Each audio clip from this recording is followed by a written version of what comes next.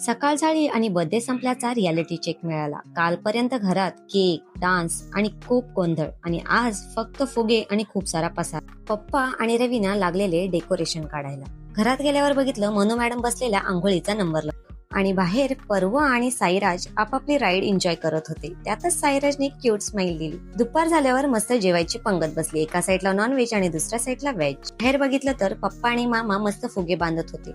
लग्न झालं तरी लग्न घर वाटतं, तसंच बर्थडे झाला तरी आमचं बर्थडे घर वाटत. नंतर वेळ आली गुड्डीच्या पाठवणीची. बघताना तर तुम्हाला वाटेल हे तर फक्त सामान, पण यामध्ये आहे माहेरच्या मायेची ओढ. हळूहळू सगळे निघायला लागले. कोणी गाडी काढते तर कोणी बॅग घेते. भरलेलं घर आता रिकामी होणार. पर्वचं काहीतरी वेगळंच. त्याला असं वाटत होतं हे सगळे मला घेऊन जातील. आता त्याची ऍक्टिंग बघा, आहे की नाही मस्त.